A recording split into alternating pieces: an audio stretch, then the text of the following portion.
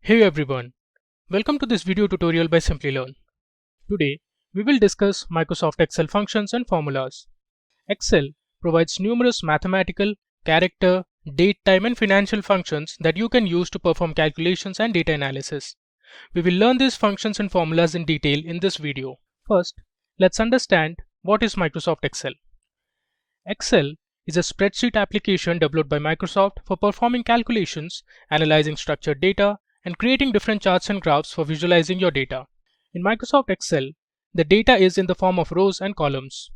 Microsoft Excel is one of the oldest and popularly used software applications in the industries for creating reports and generating business insights. Now, let's understand what is a formula in Excel. In Microsoft Excel, a formula is an expression that operates on values in a range of cells. All formulas in Excel return a result, even when the result is an error. There are different ways to handling errors, which we'll see later. Formulas allow you to perform basic calculations such as addition, subtraction, multiplication, and division. You can also find out percentages and average for a range of cells, manipulate date and time, and lots more. Now let me open an Excel spreadsheet and show you what a formula is. So here I have my Excel worksheet. Now let's say I have some values under this A column, say 20, 30 and 40. Now I want to write a formula that will add the values that are present from cell A1 to cell A3. So I'll give an equal to sign and give my cell range, that is A1 plus A2 plus A3. Now if I hit enter, it will give me the addition of 20 plus 30 plus 40, which is 90. Now let's say I want to divide 40 by 30. If I hit enter, it will give me the division of 40 by 30, which is 1.33. Now let's see what a function is in Excel. When you're working in Excel, you will often hear the terms formula and function used frequently and sometimes interchangeably. They are closely related, but not exactly the same. Technically, a formula is an expression that begins with an equals sign. Functions are used to perform complex calculations that cannot be done manually. Functions have names that reflect their intended use. Now, let me take you back to the Excel sheet and I'll show you what a function is. Suppose now I want to add the values ranging from A1 to A4. Either you can use a formula like we did here. We wrote a formula using multiple addition operator, but there's another way which you can use, that is to write a function. So Excel provides a function called sum that allows you to select a range of cells. So I'll select A1 to A4, I'll close the bracket, and if I hit enter, it will return me the result of 20 plus 30 plus 40 plus 90, which is 180. Similarly, there are other functions. Let's say I want to find the average of a range of cells. So you can use the average function to do that. If I hit tab, it will auto-complete. I'll select the same range of cells from A1 to A4. I'll close the bracket. If I hit enter, it will return me the average of these selected cells, which is 45. Now that you have understood the basics of formulas and functions in Excel, let's dig deeper into learning the different types of functions available in Excel and use relevant formulas when needed along the journey. On your screens, you can see we have a mathematical functions worksheet where we will learn the different mathematical functions present in Excel. Let's begin at looking at the simple table that has 3 columns, the quantity column, price per unit, and total sales. Now let's find the product of quantity and price per unit to get the total sales value. For that, we will write a formula using the multiplication operator. So here, I'll write the formula. I'll give an equal to sign. I'll select the first quantity, multiplication operator, and then select my price per unit. And if I hit enter, it will give me the product of quantity and price per unit. So 10 into 30 is 300. Now to copy that formula, I will just drag this down. You can see we have all our total sales values. Now, if you want to find the sum of total sales, you can use the sum function. So here I'll write equal to, then use the sum function. I'll open the bracket Then I'll select my total sales values, close the bracket, and I hit enter. It will give me the total sales or the sum of sales. Similarly, if you want to find the average of total sales, you can use the average function. So I'll type average and hit tab. It will auto complete. I'll select my sales values, close the bracket. If I hit enter, it will give me the average total sales. Now there's another function called sum product that is available in Excel. You can use the sum product function to return the sum of the product of corresponding ranges or arrays. So let's find the total sales using the sum product function.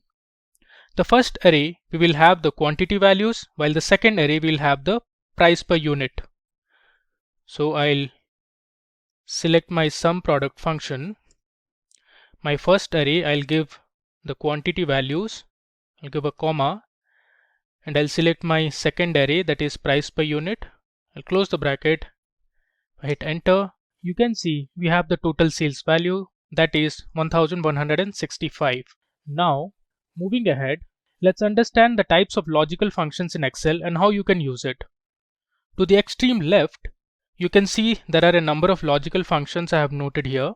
So you have is even function, is odd function, is logical, and so on. Now let's use them one by one and see how it works. The is even function returns true if the given number is an even value, and it returns false if it's not an even number. So we have here two numbers, 4 and 13. Now if I want to check if 4 is an even number or not, I can use the is even function. So I'll give equal to sign and type is even, and I'll select this number or the cell, close the bracket. If I hit enter, it will return true because 4 is an even number. Similarly, if I have to check for 13, I'll write is even and select this cell, which is A3, close the bracket. I'll hit enter. It will return false because 13 is not an even number. Similarly, the is odd function returns true if the given number is odd, and it returns false if it's not an odd number. So let's check if 4 is an odd number or not. So I'll write is odd, tab, then I'll select this cell, close the bracket, hit enter. It returns false because 4 is not an odd number. Similarly, let's check for 13. I'll write is odd, select A7, which has 13. I'll hit enter.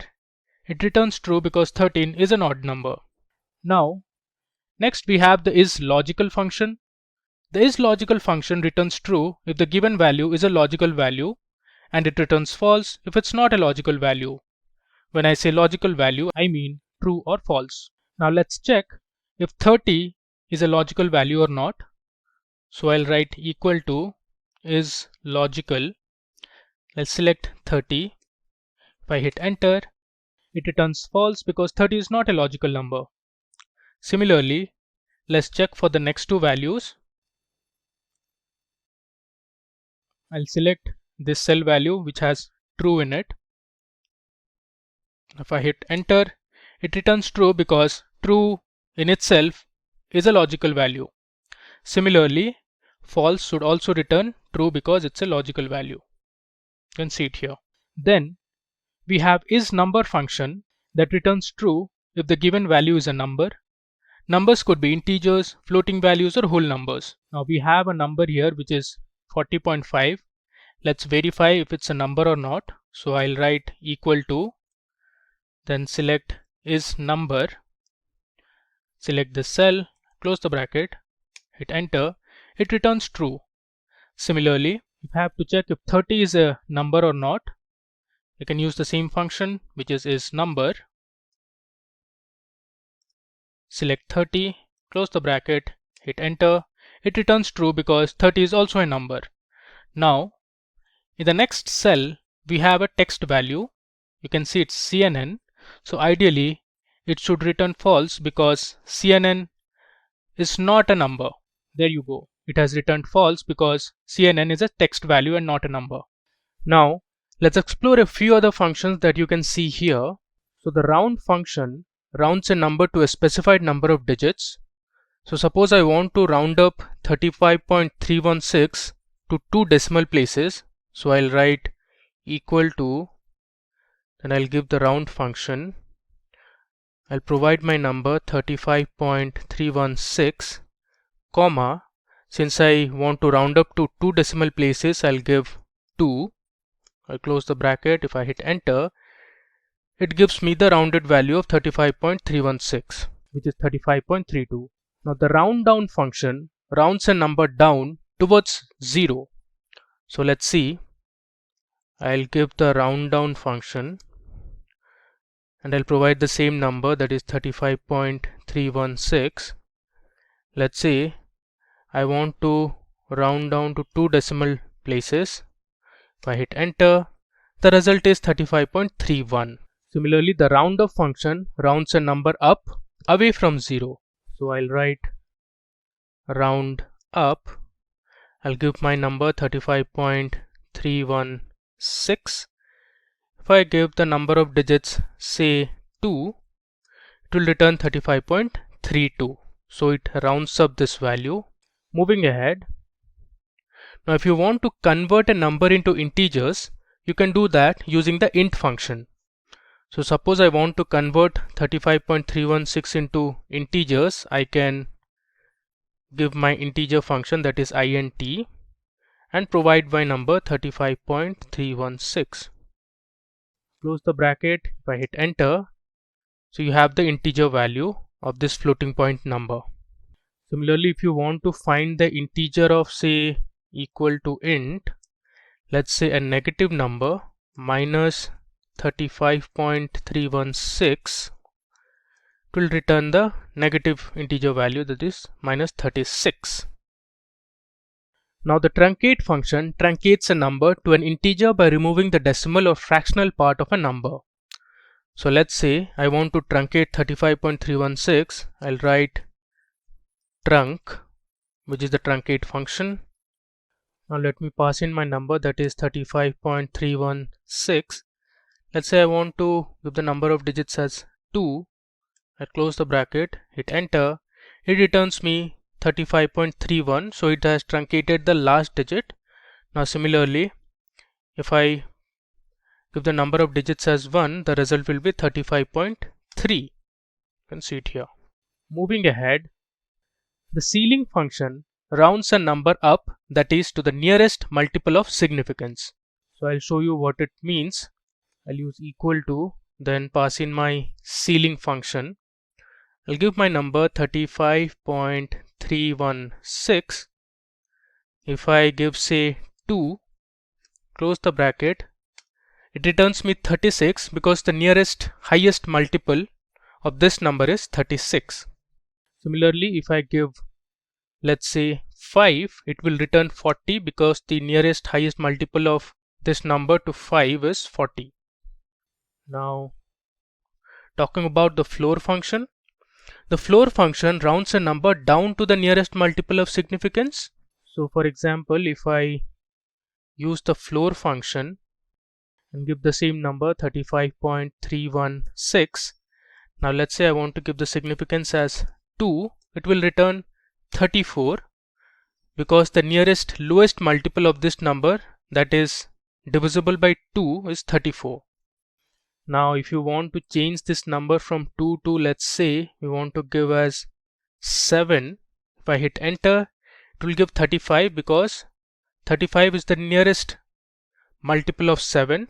Next, let's talk about an important function called subtotal. Now subtotal returns the subtotal in a list or database. The subtotal can be average, count, maximum, minimum, sum, and others. Let's explore a few of this. Let's say I want to use subtotal function, and let's say I want to find average. You can see here 1 is for average. I'll give 1, comma, I'll give my reference, this quantity column values, close the bracket. If I hit enter, it will give me the average of the selected cells from E2 to E4. Now let's say I want to find the subtotal and this time I want to, let's say I want to count, so I'll give 2 comma, I'll count all the values present in the selected cells from E2 to Z4. I'll close the bracket, hit enter. It returns me 9. You can see there are 9 cells that are filled in here. Next, let's say this time I want to find the subtotal, and let's take sum now. So I'll give 9 comma, let's sum up the price per unit column. So F2 to F4, close the bracket, hit enter. You can see the sum of price per unit is 105. Now let's do one more. Use the same subtotal function. Now let's say I want to find the maximum value from the sales column. So I'll select my total sales column, close the bracket, hit enter. It returns me 480 because that's the highest or the maximum value of total sales. Now Excel provides a factorial function called fact. So if you want to find the factorial of a number, you can use this function. So let's find out the factorial. So I'll use the fact function. Let's say I want to find the factorial of number 5. I'll close it. You can see the factorial of 5 is 120. Similarly, if you want to find the factorial of, let's say, the number 7, it returns me 1040. Moving on, now you can use the max and min function to find the maximum and minimum values in a range of cells. So I'll use the max function. Let's say I want to find the maximum from price per unit. You can see it has returned me the maximum value, that is 40. Similarly, you can use the min function. I'll use the same column, price per unit. Now you can see the minimum value from price per unit column is 30. Excel also has a function called randbetween that returns a random number between the numbers you specify. So if you want to generate random numbers, you can use this randbetween function. Let's say I want to give my bottom value as 10 and my top value as 40. If I hit enter, it will give me a random number between 10 and 40. Now if I copy paste this function, let me scroll down, it will generate few random integers. Moving on, now there's a function called absolute or ABS. So this ABS function returns the absolute value of a number. It will remove the minus sign from a negative number, making it positive. You can see we have two negative numbers, minus 50 and minus 45.6. Now if I use my absolute function, which is ABS, I'll select this cell which has minus 50 in it. If I hit enter, it has converted this minus 50 into an absolute value, that is 50. Similarly, if I use ABS and select J9 which has minus 45.6, if I hit enter, you can see it has converted it into an absolute value, that is 45.6. Now the power function returns the number raised to a certain power. So let's say I want to find out the power of 10 raised to 3. So it should return 1000. Now let's say I want to find the power of 5 raised to 2, which is 5 square. The result should be 25. You can see it here. Now I want to find the power of 4 raised to 4. The result is 256. Moving ahead, the modulus function or the mod function returns the remainder when a number is divided by a divisor. So let's see how to use it. I'll use the mod function and give my number 10. Let's divide 10 by 3. The result is 1. Now we have a few other numbers. Let's try them also. Use mod 12. Let's say I want to divide 12 by 4. The result is 0 because 12 is divisible by 4. Now let's say we'll divide 45 by 3. The result is 0. If I want to change this 3 to, let's say, 6, the result is 3. Now there is one more function called square root or SQRT. The SQRT function returns the square root of a number. Let me show you a few examples of using the square root function. So let's select our number, that is 10. Hit enter. it returns 3.16, which is the square root of 10. Now if I want to find the square root of 25, it should return me 5. You can see it here. Now you can check the square root of 81, should return me 9. Now there are a few other functions like count, count a, count blank, and OR. So the count function counts the number of cells in a range that contain a number. Now if you want to use this count function, I'll show you how to do it. I'll select my count function, then I'll select the range of cells, give a comma, I'll close the bracket, hit enter. It will give me the count of the selected range of cells. So we had selected 9 cells, so it returned 9. Similarly, let's see one more. I'll use the count function. Now let's say I'll select from G1 to G4. If I close the bracket, hit enter, it returns me 3 because total sales, the first cell value is not a number. It's a character value, hence it's skipped the count of total sales and it counted the remaining cells. Now next, moving on to count a function. The count a function counts the number of cells in a range that are not empty. So for example, if I use the count a function, now let's say I'll select from L1 to L4, close the bracket.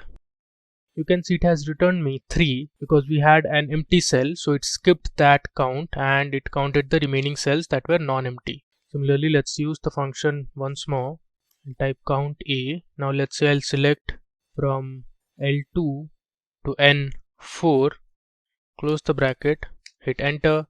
It gives me 5 because we have only 5 values that are not empty while the remaining cells are empty, so it skipped that count. Moving ahead, we have the count blank function. Now as the function suggests, it counts the number of blank or empty cells in a specified range of cells. So if I use count blank and let's say I'll select this range from L1 to L4, close the bracket, you can see it has returned 1 because we had one empty cell in this range of cells. Now let's do one more, count blank. Now I'll select from L2 to N4, close the bracket. It has returned 4 because you can see it here, we have 3 blank cells here and one more here, so total 4, hence it has returned 4. Up next, we have the AND function. The AND function checks if all the conditions or arguments are true. It returns true if all the conditions are true. If one of the conditions is false, then AND function will return false. Let's do this with an example. Suppose I write the AND function. So the first argument or the parameter has to be a logical condition. Let's say I'll select from E2 to E4 and my condition will be greater than 9. Let's say my second condition is from F2 to F4 is less than 45. Close the bracket, hit enter. It returns true because you can see our first condition from E2 to E4, all the values are greater than 9, while the second condition from F2 to F4, all the values are less than 45. So since both the conditions are true, the AND function returned true. Similarly, let's say one more example. I'll use the AND function again. Now I'll select from G2 to G4. The total sales value is, let's say, less than 450, and my second logical condition is from F2 to F4 is greater than 25. Close the bracket, hit enter. It has returned me false. Now the reason is, you can see the first condition from G2 to G4, one of the values is not less than 450. You can see we have a value 480 which is greater than 450, and our second condition F2 to F4, all the values are greater than 25. Now since one of the conditions is false, so our AND function returns false. Moving on to OR function. The OR function checks whether any of the arguments are true and returns true.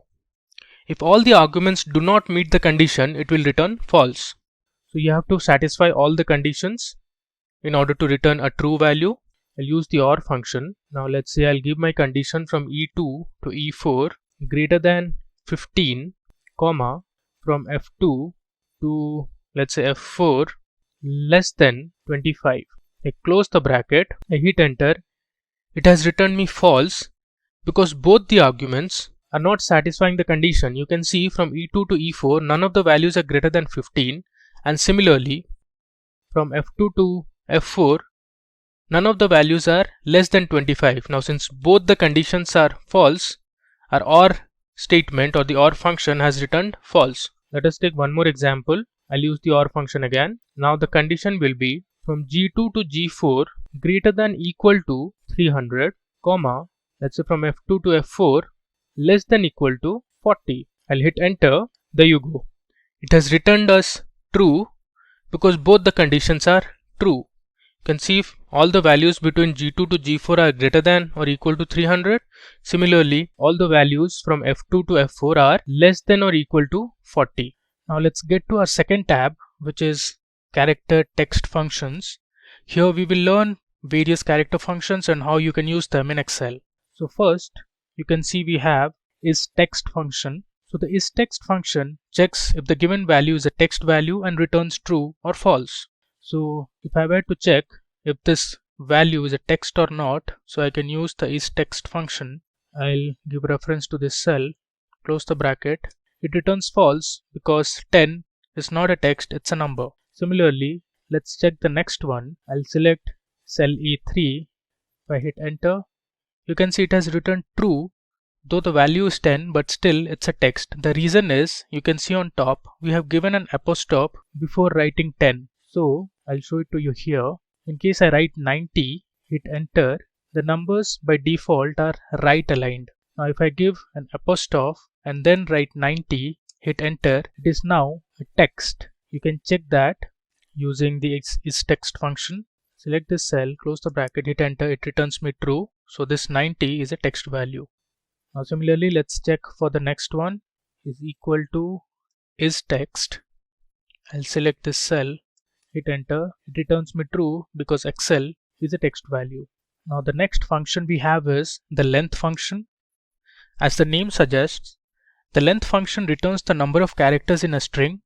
So it will count the total characters including spaces as well as special characters.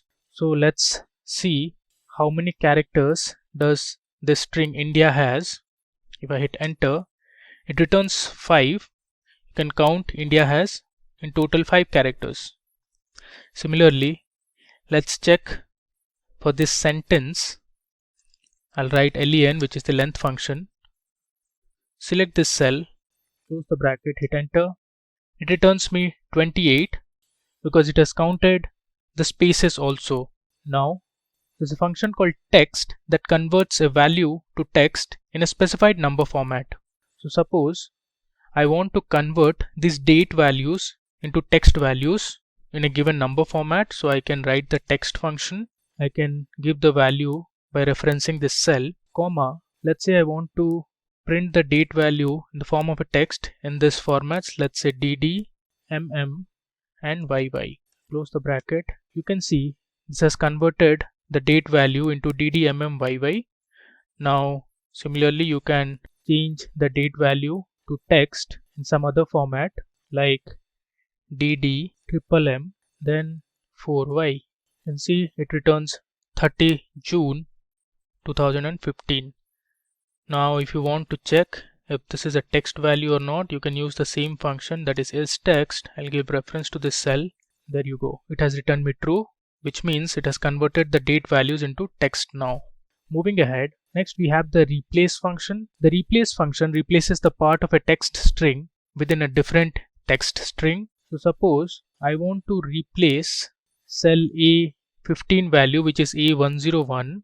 I'll give my start num as 1, the number of characters, let's say 1, and my new text I want to replace the A value with B. Close the bracket. If I hit enter, you can see here A101 has become B101 because we replaced the first A value to B. Now let's try out a few more examples. I'll use the replace function. I'll give my old text that is A102. I'll give my start num as 1, my number of characters as 1. Let's say the new text I want is A2. Close the bracket. You can see it here. From our old text which had A, it has replaced with new text that has A2. Now let's say I want to use the replace function over Adam. I'll select this cell A17. Now let's say the start num is 1. The number of characters is, let's say, 2, and I want my new character as SA. Close the bracket. You can see it here. The first 2 characters from Adam has been replaced by SA. That is what we did here. So we started our start num with 1. Then we chose the next 2 characters, that is AD, and AD we replaced it with SA. So the name becomes Sam now. Moving ahead, the next function we have is substitute. The substitute function replaces existing text with new text in a text string. For example, if I use the substitute function, I'll give my old text which has I work at Simplilearn, give a comma. Now I'll select, let's say, I work, which is from my old text, and I want to replace it with he works. Close the bracket. You can see the substitute function has replaced I work with he works. Now let's try out a few more examples. I'll use the substitute function. Now let's say I want to select cell A21, and from A21 I want to replace 2010 to 2016, and the instance number I'll give 2. So it will replace the second 2010 to 2016. If I hit enter, you can see here it has replaced the second 2010 from our old string to 2016. Next, let's use the substitute function once again. I'll give the cell reference as A22. This time I want to replace 2010 present in the old text to 2016. You can see here at 2 places there were 2010. It has replaced it to 2016 at both the places. Then we have the concatenate function. You can see it here. Concatenate means combining strings. So a concatenate function joins or merges several text strings into one text string. Here I have 2 strings, hello, and in another cell I have world. I want to concatenate these 2 strings, so I'll use the concatenate function. I'll select cell A25, give a comma. Now I'll give 2 inverted commas with a space, give another comma, and select cell B25 that has world. Close the bracket. There you go. Now it has concatenated both hello and world. Now it's one word, hello world. Similarly, let's concatenate these 2 cells. I'll use the concatenate function. I'll select my first cell that has XLS. Now you can use an ampersand to concatenate as well, and then give 2 inverted commas for space, give another ampersand, and select the next cell. Close the bracket, hit enter. You can see it has concatenated the 2 cells and it has formed a sentence, Excel is fun to learn. Up next, we have the repeat function. Now repeat function or REPT function repeats text a given number of times. You can fill a cell with a number of instances of a text string. Now we have some data here. So here, let's say these are the age groups of women and there was a survey. These are the number of respondents we got from each age group. I want to create an histogram. I can use the repeat function or REPT function. I want to give my text as a special character, hit a comma, and I'll select cell B32, which is the number of times I want to repeat that character. Hit enter. You can see it has repeated the special character 10 times. Now similarly, you can do it for the next few cells also. If I just copy paste this formula, it will give me the result. So you can see it looks like a histogram. Now let's say I want to repeat hashtag and @ symbol for 10 times. So I can write the repeat function, give my text as hashtag and @ and the number of times I want is 10. Close the bracket. It returns me the result which has hashtag and @ printed 10 times. Moving ahead, next we have the type function. Now the type function returns an integer representing the data type of a value. Now here on the right you can see, suppose the type function returns 1, it means the value is a number or it's a blank. Let's say the return type is 2, it means the data type is a text. If it's 4, it means the data type is a logical value, that is either true or false. Now if it's an error, it will return the value 16, and if it's an array, it will return 64. Now let's try these examples. Here we have Excel, which is a text value. So if I use my type function and select Excel, hit enter, it returns me true because Excel is a text value. You can see it here. If it's a text, it will return 2. Now similarly, let's try this one. 100, it has returned me 1 because 1 is a number, so it will return me 1. 15.45, if I use the type function, 15.45, hit enter, so it has returned me 1. Now you can see these are some errors. Now it's an error because we have divided A39 by A40. You can see it here. A39 had a text value and A40 had a numeric value, so you cannot obviously divide a text by a number. So it has returned me an error. Now if I want to check the type, close the bracket, hit enter, it has returned me 16. You can see it here. If it's an error value, it will return 16. Similarly, there's one more error here. Let's try this out. Use the type function, give this error, hit enter. This also has returned 16. Now let's check one more example for an array. Now you can write an array inside the type function itself. To write an array, we use curly braces. I'll give 1, 2, 3 and 4 as my array elements. I'll close the curly braces and the bracket. If I hit enter, it has returned me 64. You can see it here. If it's an array, it will return the data type as 64, which is an array. Now there's a function called isBlank, which checks if a cell is empty or blank. If it is empty, it will return true, else it will return false. Now if you were to check if this cell is empty or not, if I hit enter, it returns me true because you can see it here. Cell A47 is empty and there's no value in it. Now if I want to find out if cell A48 is blank or not, if I hit enter, it returns me false because there is a value 40 in it. Now we'll see how to use trim function. So the trim function removes all the unnecessary spaces from a string, but it won't remove the single spaces between words. Now to simplify it, let's calculate the length of each name from the original string. I'll use the length function, select this cell, hit enter.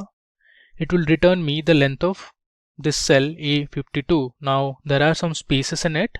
Now let me copy paste this formula. I get all the length of each of these names. If I want to trim the original string, so I can use the trim function. I'll give my text as A52, close the bracket, hit enter. It returns me the trimmed value, so it has removed all the unnecessary spaces except the space between Angela and Stephens. Now I'll copy paste this value to the remaining cells. You can see it has removed all the unnecessary spaces from the original string. Now you can check the length once again. For the trimmed string, if I hit enter, the length is 15 for Angela Stephens. You can see it has removed at least 6 spaces from the original string. Now let's copy paste this formula. It has removed the unnecessary spaces from all the original strings. Next, we have the find function. So the find function returns the starting position of one string within another string. Now you should notice that find function is case sensitive. So let's use the find function here. I'll write find. I want to find where capital S is located in the cell A52 that has Angela Stephens. You give a comma, select A52, hit enter. It returns me the starting position, that is 11. Now if I were to check using the find function, this time I want to find where small e is located within A52 which has Angela Stephens. I'll give a comma and I want my start num as 1. Close the bracket, hit enter. It has returned me 7. You can count it here on the top. So where the cursor is the first position. So I'll now keep shifting 2, 3, 4, 5, 6 and 7. So the starting position of small e in Angela Stephens is 7. Next, let's say I want to find where small a is located in the cell A55 and I want to give my start num as 3. If I hit enter, it has returned me 14. Similarly, if I want to find where small e is located in cell A52, which is Angela Stephens, this time I'll give my start num as 10. I'll hit enter. It has returned me 13, so which is basically this e. Now if you count from here, the 13th position is here. Then we have the search function. So the search function is similar to find function, but the thing is, search function is case insensitive. So let's say I want to find where small s is located under Angela Stephens. I'll use the search function. Now I want to find text small s. Within text, I'll select cell A52 that has Angela Stephens. Close the bracket, hit enter. It has returned me 11. So basically it has returned me this s, but since search function is case insensitive, so it did not care if it was an uppercase s or a lowercase s. Similarly, if I want to find where a is located or capital A is located in Antonio Maino, I'll use the search function. I want to find capital A. Within text, I'll give cell A54. Now let's say I want to give my starting num as 5. Close the bracket. It has returned me 19. So it has returned me this A because the only A that exists after 5 is this. So here also, since we searched for capital A, but it looked for any A that was present in Antonio Maino, be it small or capital. Finally, we have a clean function. So the clean function returns all non-printable characters from the text. Now you can see here this cell has 3 lines of text. Now if you want to print this cell in one line, I can use the clean function. It will remove all the non-printable characters. I'll select cell A67, close the bracket, hit enter. There you go. It has printed the address in one line. Now we have one more text which says, I hope you are doing well during the pandemic. Now if I want to clean that cell, close the bracket, it has printed the same sentence in one line. Now there are a few more functions. Let's see them one by one. We have a function called upper. So the upper function converts any text string into uppercase. So we have a string called India. Now if I want to convert India into uppercase, I'll use the upper function. Select that cell. You can see it here. It has converted India into uppercase characters. Similarly, you can use the lower function to convert any text string into lowercase. I'll use the lower function. Select that string. Hit enter. There you go. So all the letters in the word India has been converted into lowercase. Now there's another function called proper, which is used to convert any string into proper case. Proper case means that the first letter in each word will be in uppercase and all the other letters will be in lowercase.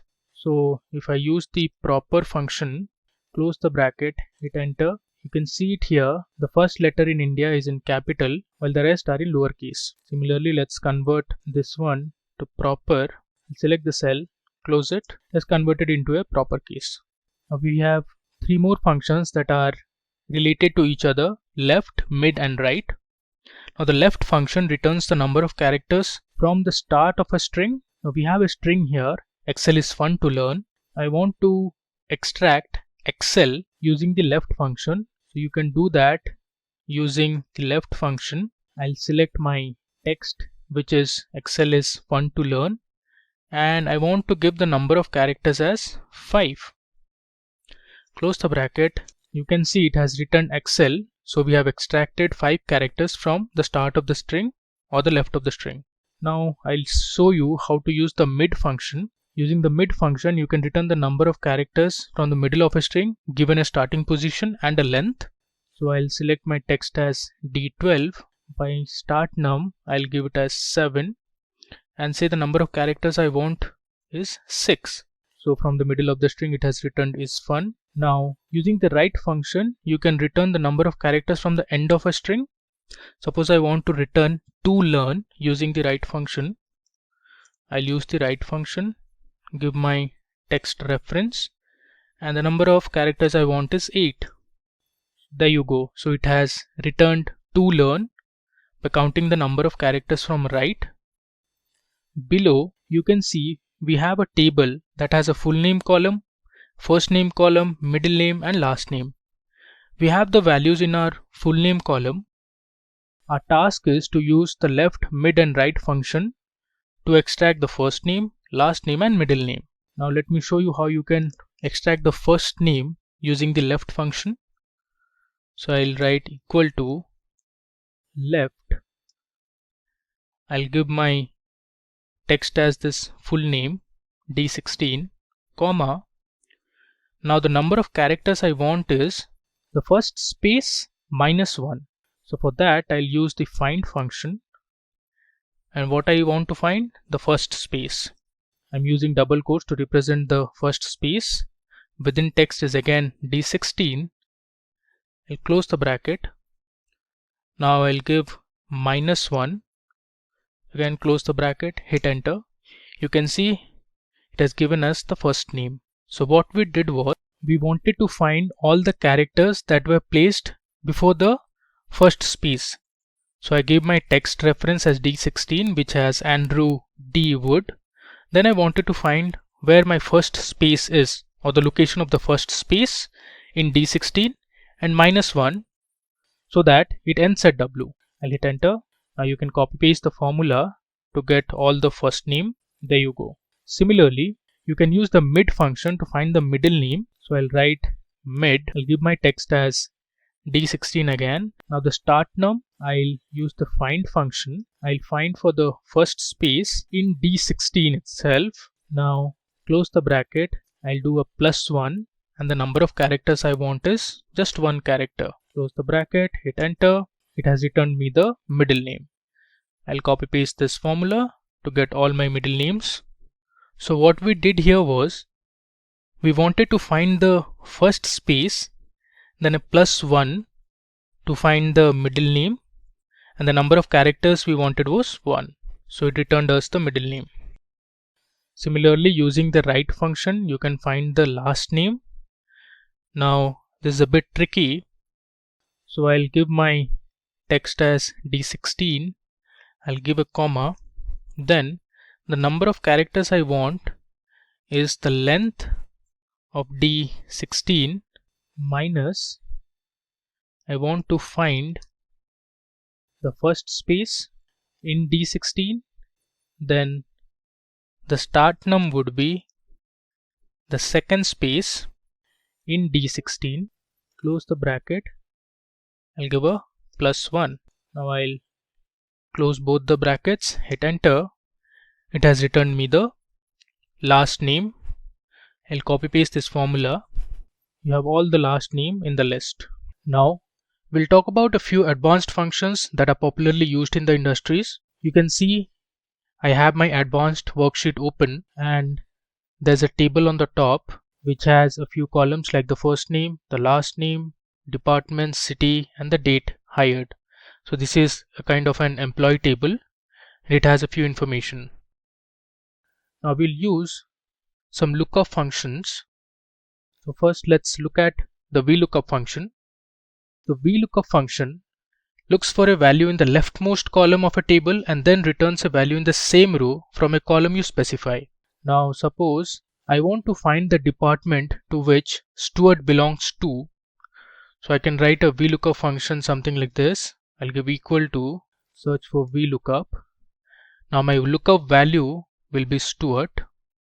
Give comma. Then I'll select my table array.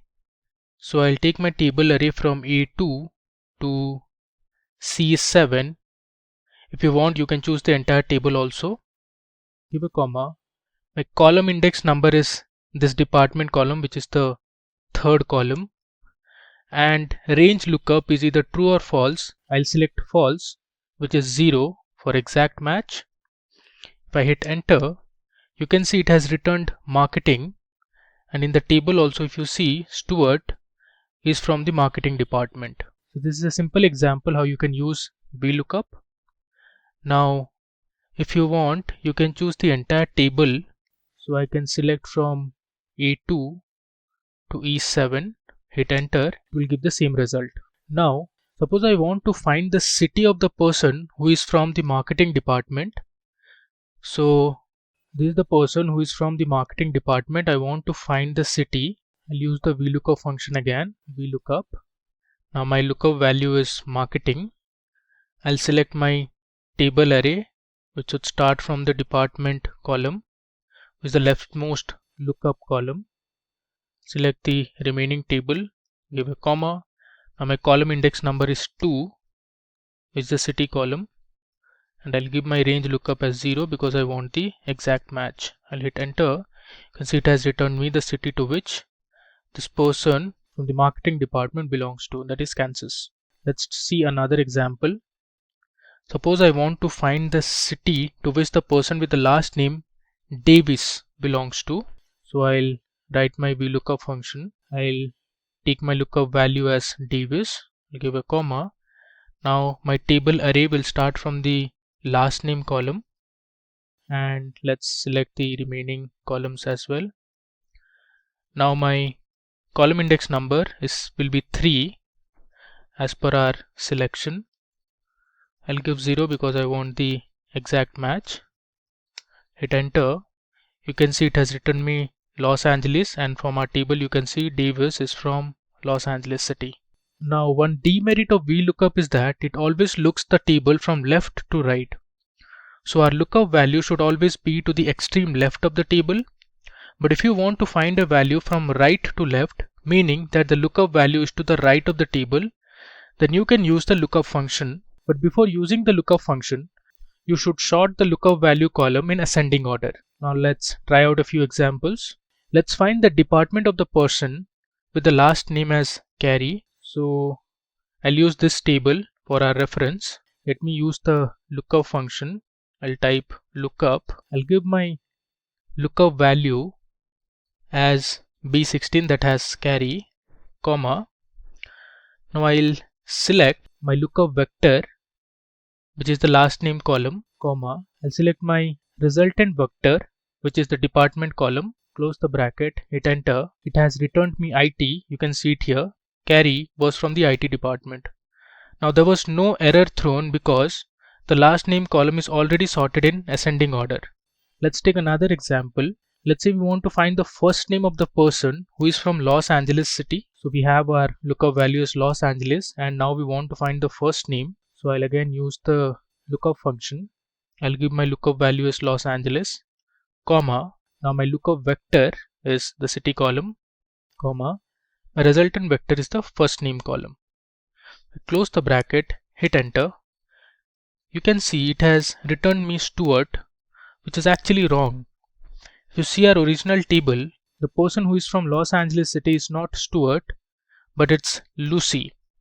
So the mistake that we did was, before applying the formula, we did not sort a lookup column. So let me sort this column in ascending order. Go to the data tab, I'll sort it, I'll click sort.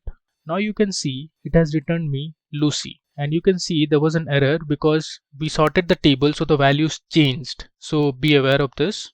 Now let's try another example. Let's say I want to find the department of the person who was hired on this particular date, which is 10th of November 2001. So I can use the lookup function here. Better, first I'll sort this date hired column in ascending order. Click on sort. Now I'll apply my lookup function. Take my lookup value, I'll pass in my lookup vector, comma, I'll pass in my resultant vector, which is the department column. Close the bracket, hit enter. So our department is HR. You can match the values here. Now let's talk about another function, which is the horizontal lookup or HLOOKUP. So similar to VLOOKUP or vertical lookup, we have another function called HLOOKUP. HLOOKUP looks for a value in the top row of a table or array of values and returns the value in the same column from a row you specify. So we have an example here. So let's find the city of the person with first name as Jensen, and for doing this I'll use my horizontal table. You can see it here. So I'll type HLOOKUP and I'll give my lookup value as H10, which has Jensen. I'll give a comma. Now my table array I'll select from G1 till M5, which is this one. I'll give a comma. Now my row index number will be the city column or the fourth row, so I'll give as 4, comma, range lookup is 0, close the bracket, hit enter. You can see it here, Jensen was from New York, is the value it has returned. Now let's find the department of the person with the last name as Davis. So you can see Davis, and the department it belongs to is sales. So I'll use the HLOOKUP function again. Select my lookup value as Davis, give a comma. Now my table array I'll select from G2 to M5. Now in this selection my row index number will be 2, which is the department column. Give a 0, close the bracket, hit enter. It has returned sales. So Davis is from sales department. Moving ahead, now let's explore the if function. So the if function in Excel checks whether a condition is satisfied or met. It returns a value if true, else it will return another value if the condition is not satisfied. So let me use an if function here.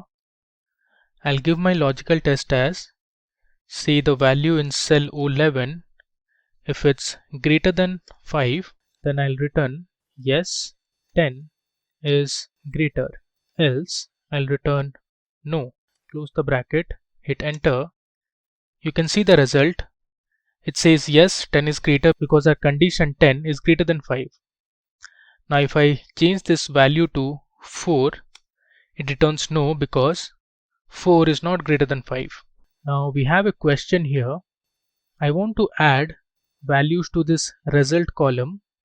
So our condition is, if the player scores more than 50 and average is more than 42, then he is a good player, else he is not a good player. So we'll return not so good. So we have 3 player names, the runs they have scored and the average they have. So I'll use the if function and give my condition. I'll write equal to if. Now since I am checking for 2 conditions, that is the player should score more than 50 and the average should be more than 42, so I'll use an AND clause here. So I'll check if P22, which has the runs, is greater than 50 and Q22 is greater than 42, then we'll return he is a good player, else not so good. Close the bracket. Now if I hit enter, it has returned me good player because both runs and averages they meet our condition. Now let me copy paste this formula. For this cell you can see Michael has scored 40 runs and his average is also 40. He's not so good because our condition was he should have scored more than 50 and average should be more than 42. So both the conditions was not met. The next function we have is if NA. Now the if NA function will return the value you specify if the expression resolves to any value, otherwise it will return the result of the expression. So I want to find the department of Anthony from this table. Now you can see the first name column, there's no name as Anthony. Let's see what happens if you want to find the department of Anthony. So I'll write equal to if NA. Now in value I'll use a VLOOKUP function. I'll give my value as R12, which is Anthony, and I'll choose my column as from O2 to S7. Give a comma. Now the department or the column index number is 3, which is the department column. I'll give 0, close the bracket, give another comma. Now if the value results in NA, we'll return such as value not found. Hit enter. You can see it here, it has returned me value not found because our VLOOKUP function could not find any lookup value as Anthony in the first name column. So it returned value not found. Similarly, there's one more function called ifError. So the ifError function returns the error value if the expression is an error. Otherwise, it returns the value of the expression if there is no error. So these two cells, you can see we have some values 10 and 0. Let's say I want to use the ifError function, and the value I'll give is, say I want to divide u3 by u4. So I'm dividing 10 by 0. Now if the result is an error, we'll return cannot divide. Close the bracket, hit enter. You can see it has returned me cannot divide because you cannot divide a number by 0. Hence there was an error, so it returned this value. Now let's say I want to divide, let's say I want to use the ifError function again. And now I want to divide w3, which has the value 10, by w4, which has the value 5. I'll give the value ifError, that is cannot divide. If I hit enter, it returns me true because 10 is divisible by 5. So it divided 10 by 5 and the result was 2. Similarly, let's say I want to find the city to which Anthony belongs to from this table. Again, there is no Anthony in the first name column. I'll use the ifError function, and value, I'll take a VLOOKUP function, select my lookup value as V7. My table array will be from O2 to S7. My column index number will be the city column, that is 4, comma, I want the exact match, so 0. I'll give my value ifError as city not found. If I hit enter, you can see the result here. Because there was no Anthony name present in the first name column, so it returned city not found. Moving ahead, let's see how index match function works. Now the index function returns a value or reference of the cell at the intersection of a particular row and column in a given range. So suppose I want to find the value from this table where I want to take the value from third row and second column. So my third row is this one. If I consider this table, my third row is this one and the second column is this one, last name column. So my value should be carry. Now let's try this out. I'll use the index function. Now the array I will give is from Z2 to AC7, comma, my row num is 3 and the column number I want is 2. Close the bracket, hit enter. It returns me Davis, which is this one. The reason being we skipped the header column. Our column was selected from this cell. So this is our first row, second row, third row. So third row and second column we have Davis. Similarly, let's check for fifth row and fourth column. I'll use the index function. I'll give my array from Z2 to AD7 this time. I'm selecting the entire table. I'll give my row number as 5 and my column as 4. Close the bracket, hit enter. The result it returns is Boston. You can see the fifth row is this one and the fourth column is city, so it returned us Boston. Now the match function returns the relative position of an item in an array that matches a specified value. So if you want to find the position at which Evans is located in the table, so you can use the match function something like this. Match, I'll take my lookup value as Y15, which has Evans, comma. Now my lookup array will be the last name column because Evans was from the last name column, comma. I'll give 0 for exact match. I'll hit enter. It gives me 5. Evans was present in the fifth row. Let's check for Boston now. I'll use the match function again. My lookup value will be Boston, comma. My lookup array will be the city column, comma. I want the exact match. Close the bracket, hit enter. It returns 6. So if you start from the beginning here, this is the first row, second, third, fourth, fifth and sixth. In sixth row we have Boston. Now you can use this index match function to return a value in a column to the left. With VLOOKUP, you are stuck returning a value from a column to the right. Another reason to use index match instead of VLOOKUP is that VLOOKUP requires more processing power from Excel because it needs to evaluate the entire table array you have selected. With index match, Excel only has to consider the lookup column and the return column. Now let's find out how you can use the index match similar to our VLOOKUP function. So I want to find the city to which Jensen belongs to. I'll use my index match function for that. So I'll first give index. I'll give my array as AC1 to AC7, which is the city column. And now for row number, I'll use the match function. Now my lookup value will be Jensen, which is AB12, comma. I'll select my lookup array from Z1 to Z7, comma, 0. I close the brackets, hit enter. It has returned Kansas. You can see Jensen, the first name Jensen, belonged to city Kansas. Similarly, let's find the city to which the person with the last name as Evans belongs to. So Evans, you can see from the table, belongs to Los Angeles. Let's find out using our index match function.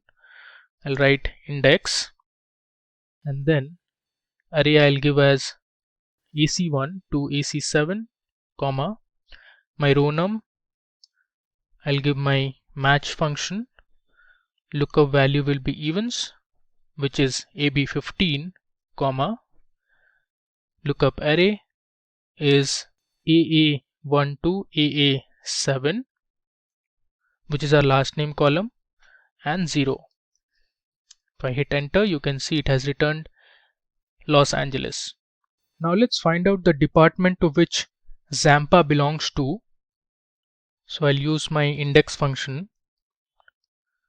Now I'll select my array from AA1 to AC7, comma, I'll find the row number using the match function. So my lookup value will be Zampa, which is AB18, comma, the lookup array will be AA1 to AA7, comma, 0. I close the bracket, give one more comma. Now I'll find the column number. I'll again use my match function to do it. So this time I want to find the location of department.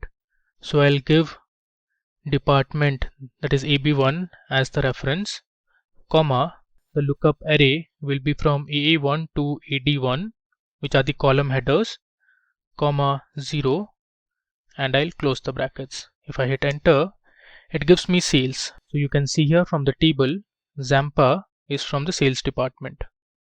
So in this way you can use index match function to find the row number, the column number, and the value you are looking for. Now we'll talk about COUNTIF, COUNTIFs, SUMIFs, and AVERAGEIF functions. So you can see I am here in a new tab. Now to check these functions, I'm using a coronavirus data set. You can see it here. It has a date column. Then we have divided the date into day, month, year, number of cases, deaths, countries from which these cases and deaths came from. We have the continent and few other information.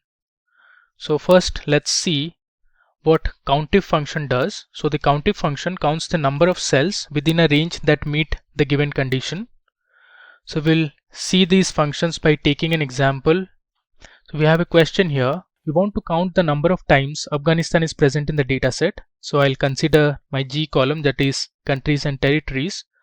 So I'll write my COUNTIF function. I'll give my range from G1 to the end of this G column. I'll give a comma, go to the top. Now my criteria will be Afghanistan. If you want, you can use cell reference as well. Here I am typing the country name manually. If I hit enter, it gives me 146. So in this column, that is the G column, Afghanistan is present 146 times. Similarly, let's count the number of times India is present in the dataset. So I'll use the COUNTIF function again. I'll select the same range. I'll give a comma. Now my criteria will be India. You can see here India is present 155 times. Moving on, the next function we'll talk about is COUNTIFs. So the COUNTIFs function counts the number of cells specified in a given set of conditions or criteria. So our question is, count the total number of days in which the cases in India have been greater than 100. So to do this, I'll use the count ifs function. I'll select my criteria range. First I'll select the G column, comma. My first criteria is we want to check for India, and then my second condition is that the number of cases has to be greater than 100. So my next criteria range will be the cases column, comma, and my condition is greater than 100. Close the bracket, hit enter. The result is 68. So a total of 68 days India had more than 100 cases. The next example is we need to count the number of days in which the deaths in United States have been greater than 200. So for that I'll use the count ifs function. I'll give my criteria. So this time I am taking my first criteria as the cases, comma, so the cases have to be greater than 200, and the next country is United States of America. So in our data set, the United States of America is represented using underscore, so I'll use the same format, United States underscore of underscore America. Close the bracket, hit enter. It gives me the result 85. So the total number of days in which the deaths in United States have been greater than 200 is 85. Now let's talk about the SUMIF function. So the SUMIF function adds the cells specified by a given condition or criteria. So we have a question here. We need to find the total cases in India till 3rd of June. So I'll use SUMIF. I'll give my range as G1 to the end of the G column, and my criteria is India, and the sum range is my E column, that is the cases column. Close the bracket, hit enter. So you can see the total cases in India till 3rd of June have been more than 2 lakhs. Now I want to find the total deaths in the United States till the 3rd of June. I'll use the same SUMIF function. Now my first criteria will be the G column, comma, I'll give my second value as United States of America. I'll use the same format using underscore, States of America, comma. Now the second range will be the deaths column. Close the bracket, hit enter. You can see the total deaths in the United States till 3rd of June have crossed 1 lakh. Similarly, let's now see our SUMIFs function. So the SUMIFs function adds the cells specified in a given set of conditions or criteria. So we have a question here. We want to find the total cases in France on those days where the deaths have been less than 100. So this should be those days instead of whose. Okay, so let's see our SUMIFs function. Now first we need to give the sum range. Since we want to find the total cases, so we'll give the sum range as the column E, comma. Now the second criteria is the countries column, so I'll give the G column, and we want to check for France, give that criteria, comma. The second criteria is I need to find only for those days where the deaths have been less than 100. So I'll give the deaths column, comma, the criteria should be less than 100. Close the bracket, hit enter. This is the result. So the total cases in France on those days where the deaths have been less than 100 is 20,638. Now let's talk about the average if function. So the average if function finds the average or the arithmetic mean of the cells specified by a given condition or criteria. So our question is, we want to find the total average daily cases in India. This is till the 3rd of June. So I'll use the average if function, and my first criteria I'll select is the countries column, and my criteria will be India, and then I'll give the range, that is the E column, which has the cases. If I hit enter, so these are the daily average cases in India till the 3rd of June. Next, Let's talk about some date and time functions in Excel. You can see here I am in my date and time sheet. So let's start with the today function. The today function returns the current date or today's date. So if I write equal to today, close the bracket, hit enter, it will return me today's date, which is 28th of July. Now you can use the now function, which will return the current date and time value.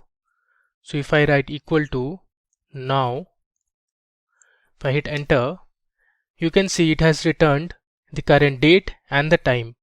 So this is basically the system date and time. You can see it here. Now there's another function called time. The time function converts hours, minutes, seconds given as numbers to an Excel serial number formatted with a time format. So you can see here, I'll write the time function. Now let's say I'll give my hours as 20. So it's in 24 hours format. Let's say minute I'll give 40 and seconds I'll give 20. If I close the bracket, hit enter, the time is 8:40 p.m. Now you can subtract the now function from today function to return the time value. So let me show it to you here. I'll write my now function and I'll subtract today. If I hit enter, it returns me the time. This is the system time. Now there's another function in Excel called dateDiff function, which returns the difference between two dates in terms of years, months and days. Now here I have a date of birth, which is 30 December 1994, and we have today's date. I have used the today function. If I want to find the age, I can use the dateDiff function. So I'll write dateDiff, and in that I'll give my first date value as the date of birth, which is 30 December 1994, comma, my second date value will be today's date, which is 28th of July. Now I want to find the age in terms of years, so within double quotes I'll give Y. I hit enter, it gives me 25. So it has subtracted our first date value and the second date value to return the year. Now the dateDiff function will always return a whole number. You can see it here, this was a whole number. You can use the yearFrac function in Excel to return the year fraction representing the number of whole days between the start date and the end date. So I can use the yearFrac function here. Right, yearFrac. My start date will be my date of birth. Now the end date will be today's day, comma, basis I'll give 1, which is actually, it will divide the actual number of days by the actual days in a year. Right, enter, it gives me my year fraction, which is 25.5763. Now let's say I'll replace 1 with, let's say, 2. If I hit enter, it gives me 25.95. You can see it here. If you give 2, it will divide the actual days by 360. Now the default value is 0. Moving ahead, we have the weekday function. Now the weekday function returns a number from 1 to 7, identifying the day of the week of a date. So let me use the weekday function. I'll give my serial number as today. If I hit enter, it gives me 3. Now let's say I want to use the weekday function again. I'll use my cell reference A2, which has the today's date, comma. Now the return type I'll give as 2, which means it starts from Monday through Sunday. So the first day of the week starts on a Monday and ends on a Sunday. If I give 2, close the bracket, hit enter, it gives me 2. It's the second day of the week. Then we can have your day function, month function and year function. Let's explore them one by one. So the day function returns the day of the month. It will have a number between 1 to 31. So 1 means the beginning of the month and 31 means the last day of the month. So if I use my day function on A2, which is today's date, if I hit enter, it gives me 28, that is 28th of July. Now similarly, let's check for month.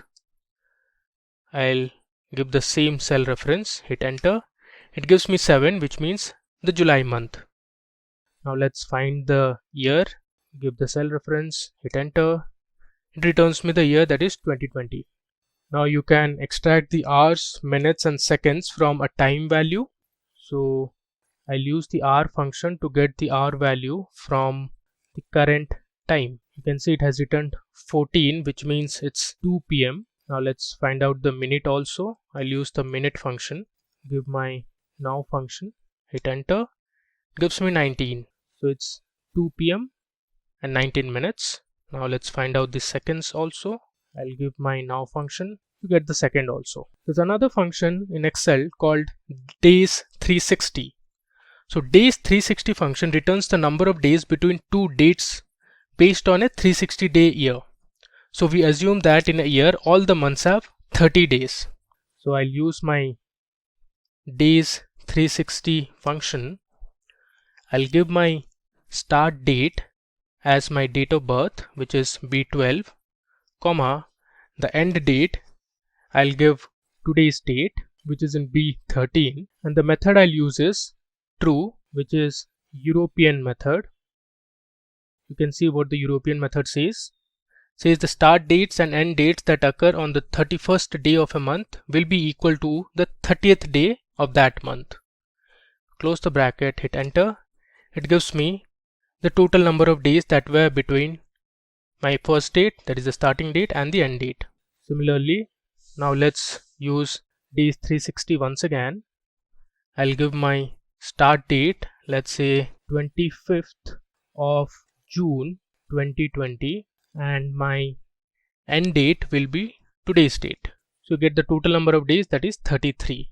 Similarly, we have EO month, which means end of month. So end of month function returns the serial number of the last day of the month before or after a specified number of months. So I'll use my EO month.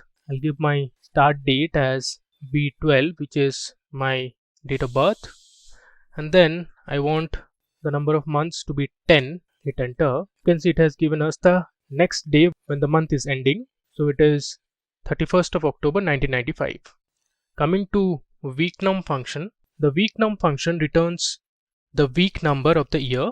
So I'll use my weeknum function and my serial number will be today's date, comma, the return type I want is 2. So I want my week to begin on a Monday. So I'll give 2, close the bracket, hit enter. It gives me 31. So today's date, that is 28th of July, is the 31st week of the year. Let's explore a few more functions. We have network days and work days. Now these are advanced functions of date and time in Excel. Now the network days function returns the number of whole working days between two dates. So network days automatically excludes weekends, that is Saturday and Sunday, and can optionally exclude a list of holidays supplied as dates. Now I have listed down the list of holidays. This is from the US calendar, and the list of holidays are for the current year, that is 2020. So first let's use our network days function to find the number of working days between two date values. So I'll write network days, and let's say I'll give my first date or the starting date as 1st of July 2020, and I'll give my second date value as 31st of July 2020. Close the bracket, hit enter. It gives me 23. Now let me show you the calendar. Now this is the July calendar.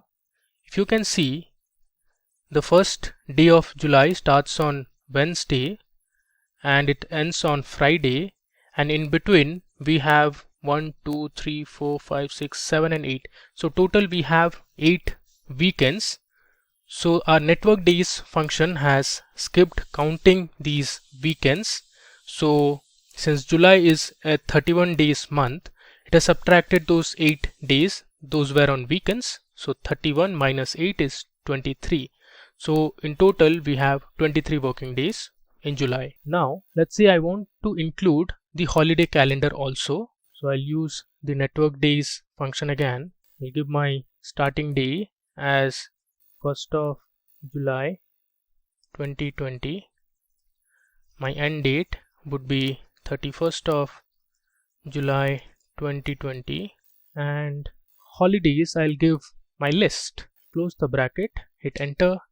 Now you can see it has returned me 22 working days because in July, that is 3rd of July, it was a holiday in US because 3rd of July is the Independence Day of the United States. Now coming to workday function. So the workday function returns serial number of the date before or after a specified number of workdays. The Excel workday function takes date and returns the nearest working day in the future or past. It can be used in logistics to calculate shipping dates, delivery dates that need to take into account working and non-working days. It automatically excludes weekends, that is Saturdays and Sundays. So let me use my workday function. I'll give my start date as 1st of July 2020 and the number of days I'll give is 5. Close the bracket, hit enter. It has returned me a serial number. You can convert this into a date value. So our next working date after 1st of July is 8th of July. If you see the calendar, we started on 1st of July. So counting 5 days after 1st of July. So 1, 2, 3, 4 and 5. So the next working day after 5 days will be 8th of July. So it has skipped counting the weekends 4th of July and 5th of July. Similarly, I'll use the workday function again. This time I'll give my starting date as 1st of July only. And now I want to find the next working days after 5 days and I'll give my holiday list. Close the bracket, hit enter. I can convert this into a date value. You can see it has given us 9th of July because within those 5 days we had a holiday, that is 3rd of July, which was an Independence Day. Finally, let's move on to our next and the final section in this tutorial for functions and formulas. We have some financial functions. So these financial functions are commonly used in banking and financial sectors. Let's have a look at them one by one. First, we have the PMT function. Now the Excel PMT function is a financial function that returns the periodic payment for a loan. The PMT function can be used to figure out the future payments for a loan, assuming constant payments and a constant interest rate. So I'll just show you the arguments the PMT function takes. You can see it takes rate, NPR or NPER, PV, FP and a type. So rate is the interest rate for the loan. NPER is the total number of payments for the loan. PV is the future value or the total value of all loan payments now. FV is the future value or a cash balance you want after the last payment is made. By default it is 0. Type, it is optional when payments are due. So 0 means end of period, 1 means beginning of period. Now let's use the PMT function to find the future payments for a loan. So I have my data here on the top. I have my rate as 5%. I'll use cell reference A2, comma. Then I want my NPER or number of period. So I'll give my cell reference as B2, comma. The present value is my loan amount, that is 2 lakhs, comma. I don't want any future value, I'd give it as 0. Close the bracket, hit enter. You can see it has returned us the PMT amount or the principal amount. Now you can see it has given us a negative number. The reason being the amount is getting deducted from our present value. So to solve this issue, you can give a negative sign here. So if I copy paste the formula again, let me put it in this cell, equal to, I'll paste it. Now if I give a negative sign to my present value and hit enter, you can see it has returned us a positive value.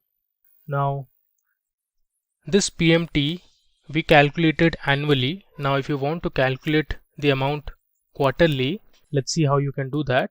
I'll use equal to, I'll use my PMT function. I'll give my rate as A2 reference, which is 5%. Now I'll divide this 5% by 4 because now we are doing it quarterly.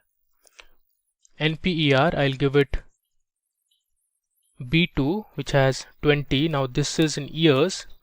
To convert into quarters, I'll give a star or multiply it with 4. So it will convert into a quarterly value, comma. I'll give my present value as minus C2, comma, I'll give 0 as my future value and type also I'll give 0. Close the bracket, hit enter. So this is my quarterly PMT amount. Similarly, if you want to find it monthly, I can copy paste the same formula here. Give here, Control V. Now I can edit this. Instead of 4, I'll give 12 because we want to find it monthly. So we'll convert our annual interest rate to monthly interest rate now. And I'll multiply the NPR or the number of periods into 12 and I'll hit enter. So this is our future value or the PMT monthly. Moving on, now we have a table here. You can see there have been a series of cash flow over a period of time. Now using this table, I want to use my IRR and XIRR function. So the IRR function in Excel returns the internal rate of a series of cash flows. So if I want to find the internal rate of return, I'll use the IRR function and I'll select my values from B16 to B21, close the bracket. So this is my IRR value, that is 22%. If I want to find the XIRR value, I'll use the XIRR function that returns the internal rate for a schedule of cash flows that occur in irregular intervals. Now for using the XIRR function, I'll use this table. Now you can see it has irregular cash flows over a period of time. So let me use my XIRR function. I'll give my values ranging from F22 to F27, comma, the dates I'll give from E22 to E27.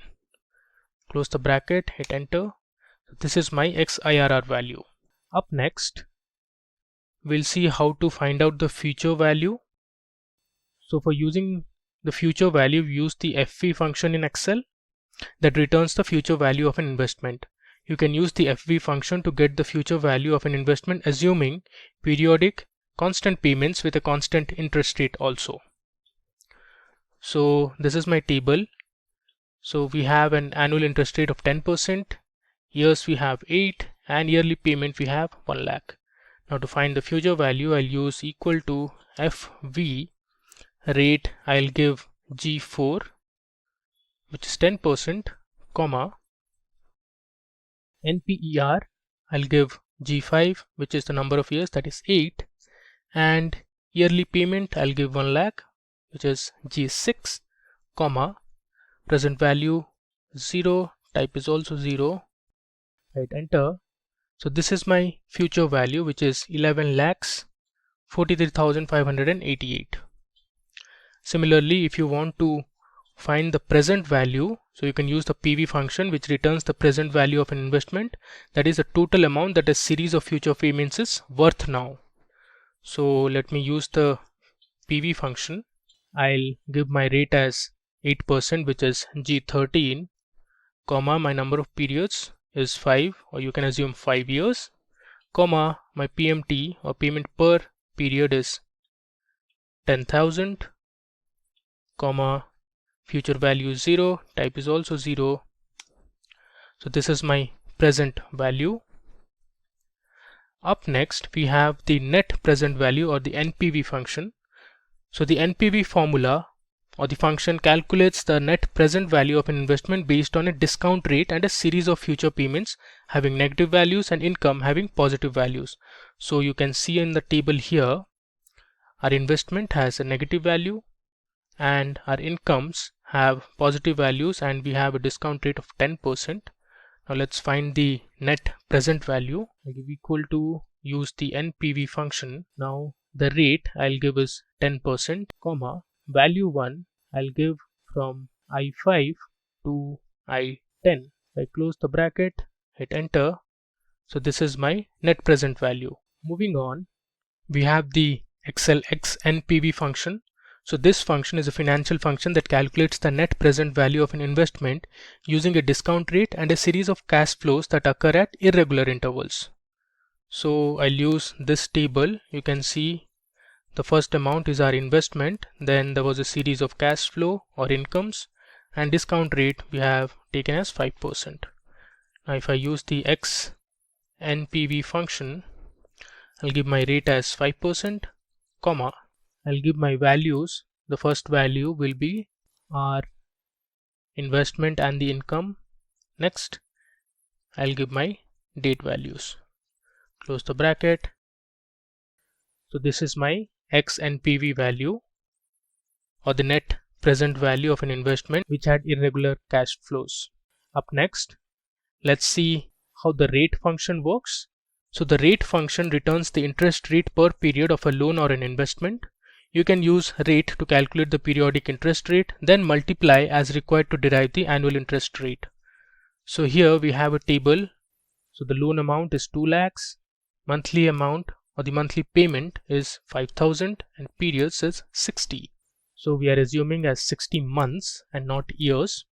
So if I were to find the rate, that is the interest rate per period of a loan or an investment, I'll write equal to rate, and then I'll give my NPER as 60, which is M6, comma, I'll give my PMT as 5,000, which is the monthly payment, comma, the present value I'll give as minus, because it is going to deduct from that amount. I'll give the loan amount, which is 2 lakhs, close the bracket. I'll multiply this by 12 because we want to find the annual interest rate. So I'm multiplying it with 12. If I hit enter, so the interest rate is 17%. Now let's explore our final financial function, that is NPER. So the NPER function is a financial function that returns the number of periods for loan or investment. You can use the NPER function to get the number of payment periods for a loan given the amount, the interest rate and periodic payment amount. So we have the table here. I'll use the NPER function. I'll give my interest rate, and this I'll divide it by 12 to get the monthly interest rate, comma, I'll give my PMT amount as 5,000, which is M13, and my principal value will be minus M11, which has 2 lakhs. Close the bracket, hit enter. So this is my NPER value, or the number of periods. So we have come to the end of all the functions and formulas. So initially we started with mathematical functions. So we explored all the mathematical functions present in Excel. Then we saw how to use character or text functions in Excel. Then we spoke about and learnt a few advanced functions like lookup, VLOOKUP, if error, index match, and all these. Then we saw how to use SUMIFs and COUNTIFs. Then next we discussed about date and time functions, and finally we discussed financial functions in Excel. With that, we have come to the end of this video on Excel functions and formulas. I hope it was informative and useful. If you think we missed out on any functions and formulas, then please put it in the comment section. Stay safe and keep learning. Hi there, if you like this video, subscribe to the Simplilearn YouTube channel and click here to watch similar videos. To nerd up and get certified, click here.